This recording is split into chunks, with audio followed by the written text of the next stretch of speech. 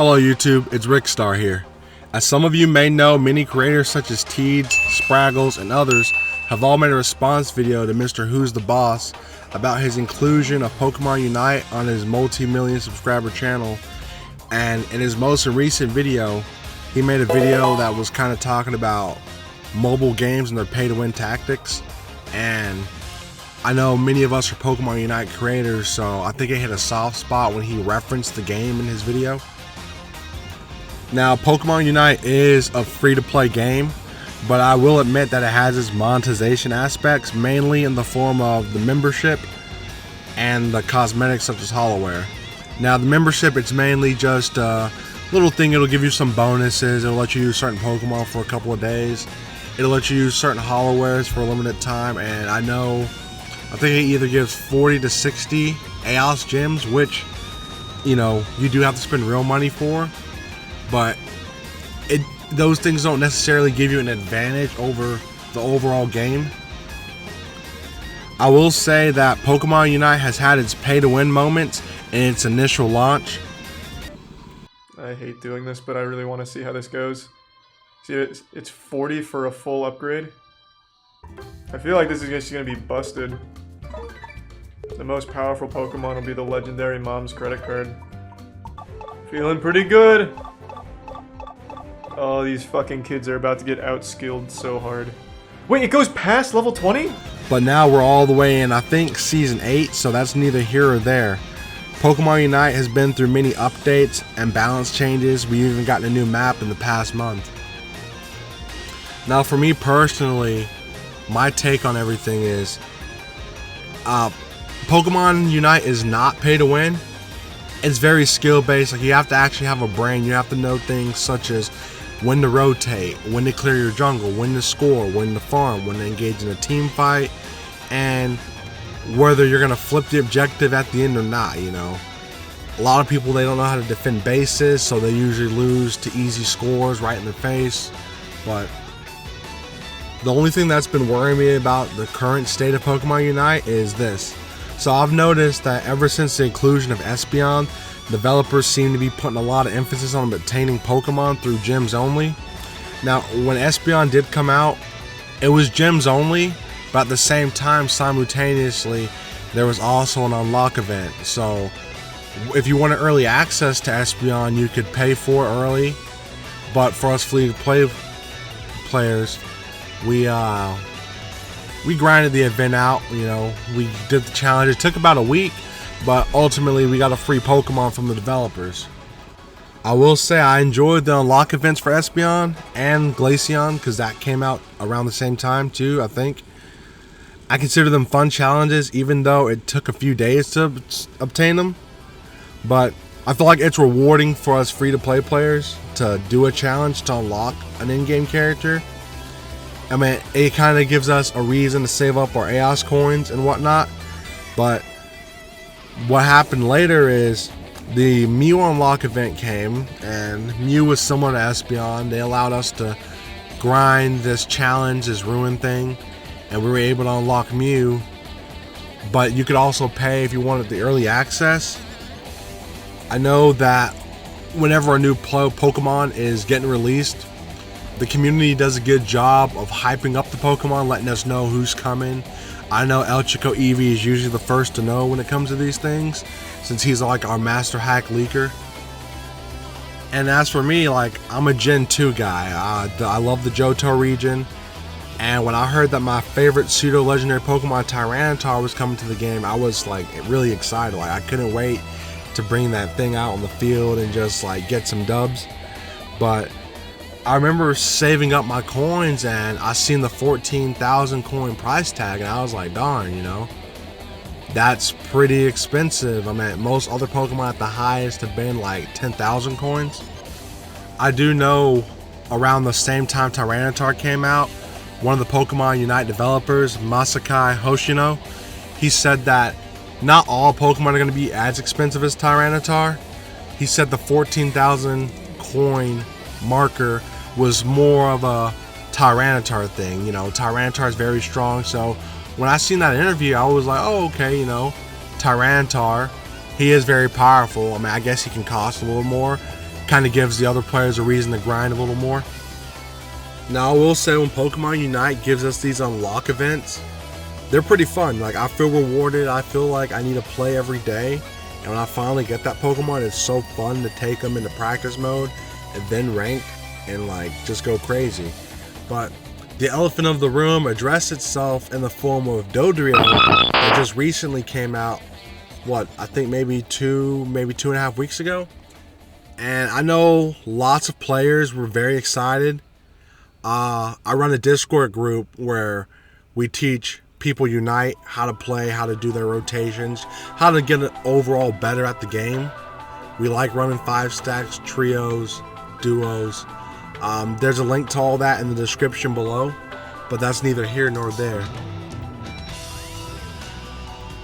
But when Dodrio came out, we had a barrier upon release, and it was in the form of EOS gems. Now, many of you may know that EOS gems take actual real money. You gotta spend that cheddar, you gotta swipe that debit card, you gotta have it. And most people don't put so much money in a free-to-play game. Now, if you have the money, you can get it. But what I didn't like is the option of not being able to get it through the in-game currency, even if it was just for a short week. But Dodrio, it's a speedster class in the game. It's very squishy, has very fast mobility. Its gimmick is its scoring. It's kind of similar to Shell Smash Crustle, if you guys have ever messed around with that build in the early days. But Dodrio is also 14,000 coins. Now, if you go back to the interview, I could have sworn that it was only a Tyranitar thing. So obviously we're seeing a trend continue, and the Pokemon are becoming more expensive. There's becoming more monetization barriers to obtain the new Pokemon. See, Pokemon Scarlet and Violet is supposed to be coming out within the month, and that's what makes me think Pokemon Unite is in a weird state right now. Many people who play MOBAs didn't come to Pokemon Unite for the MOBA aspect, they came for the Pokemon aspect.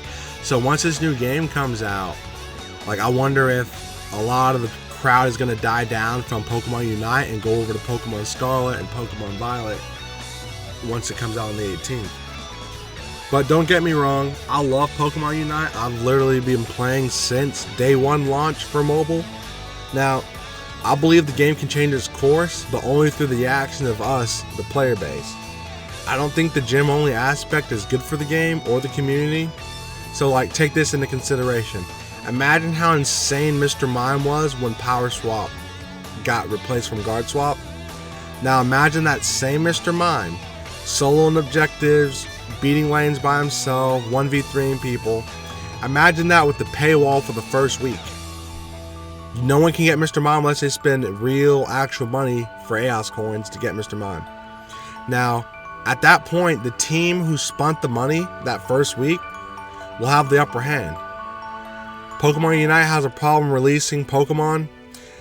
The creators usually consider them broken. I myself, lots of Pokemon that came out in the past, such as Duraludon, Sylveon, even Tyranitar when he first came out, they were completely broken. And it makes me wonder, like, what's the point of the beta test? Now, I've never been able to access the beta test yet over in my country, the United States. So I'm not really sure what those Pokemon feel like before they come over as release. But I know usually they come out and they're insanely powerful, and then they're hot fixed or something, you know. They can just do way too much damage without even trying. Now, this game does require a lot of skill. I know solo queue is a nightmare, but in this game, whether it's 5-stack or solo queue, teamwork is literally the most important aspect to win in this game. Doesn't matter how much money you spend on item enhancers nowadays or anything. That only gave you an advantage, like literally the first 2 weeks of launch. Now, I know this video was called "In Defense of Mrwhosetheboss," but this is what I'm trying to get at with him. So a lot of YouTubers, they've memed his build. This is what an unskilled player looks like. You see how they miss? This is what a skilled player looks like. You see how now, because we're going potion, we have to use the holoware that we see all potion Charmanders use. We're getting naked. Alright, so the build is... I have Ao's cookie to level I am embarrassed. Choice specs. Choice specs on Charizard physically hurts my soul.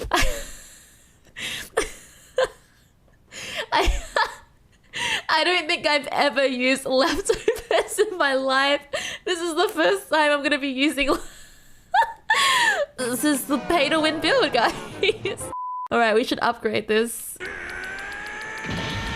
We're level 28 leftovers, but still, it's a pay to win build, guys. I feel so bad for my team. The leftovers, the choice specs, the Aos cookie, whatever he put on his Pokemon. Now, I know in the game we have items that are meant for specific characters, but I think that's exactly what the developers failed to do. They failed to include an in-depth tutorial of the items and how they interact with the Pokemon stats and what Pokemon benefit them. So when Mrwhosetheboss put on leftovers and choice specs on Charizard, you know, a lot of these Unite YouTubers, they were like, what's going on? You know, they thought like he must have been completely insane. But think about this for a sec. In the main series game, a Pokemon such as Charizard, whether he's using Fire Blast, Fire Spin, or even Flamethrower,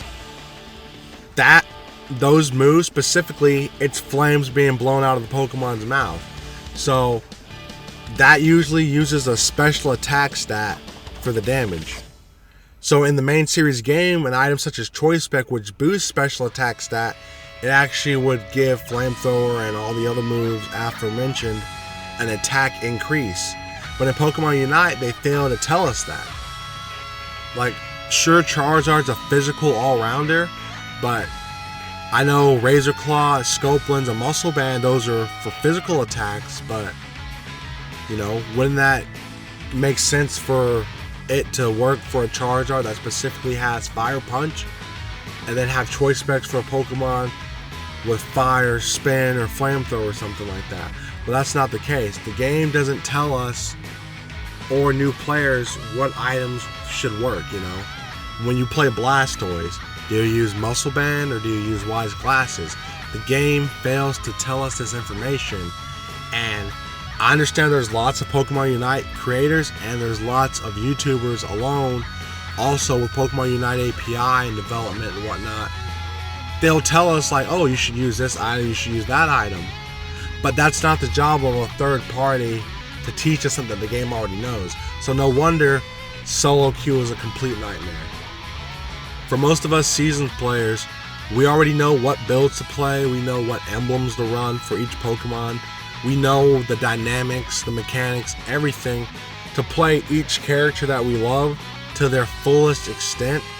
But all I'm saying is that I wish Pokemon Unite would get it together. The game's been out for over a year. I feel like they have to fix the things we want. They have to include a better tutorial. Even when the emblems came out, they did not give us a tutorial, and that hurt a lot of players because some people were putting on random emblems. They were putting on emblems that just increase stats that look powerful, when we all learned that it's actually the color bonus which gives us a true effect. So guys, I know this video has kind of been a little rambling, and I hope that a lot of you guys have actually acknowledged that Pokemon Unite as a game, it's kind of lacking.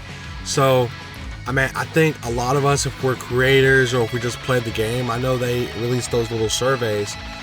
I think we just need to voice our opinion to where they can fix this game, you know. Generation 9's coming out, Scarlet and Violet, and like I'm really excited for all those Pokemon coming out, and I would love to see them in Pokemon Unite, but that's only if they fix the game. Like, could you guys imagine the legendaries for Scarlet and Violet becoming like the new Rayquaza or Zapdos or an objective? And like, just look at this big boy right here, Satitan. I would become a Satitan main so quick if they put this Pokemon in the game. I can literally see it being like a ranged or physical all-rounder. I'm not really sure like his stat distribution, but I think that would be really cool. But as most of you may know from my channel so far, just by looking at it, I'm fairly new to the Pokemon content creation scene, but I have lots and lots of content planned. Right now I'm just kind of sticking in Unite right now just because, you know, it's what I play the most. But Scarlet and Violet are coming out and I am so excited. So look forward this week for a video on that. And I don't know, just like chat it up in the comments so you guys can let me know what content you want to see from me. It's just going to be like an amazing time this year. So, but how about this? How about you guys just comment down below and tell me what Pokemon you're most excited for in Pokemon Unite coming up. I know we got Zoroark, I know we got Clefable, and even Sableye. So let's just chat it up and make sure you like, comment, and subscribe. There's going to be lots more Pokemon content. It's been Relic Song Rickstar here, and I'm signing out.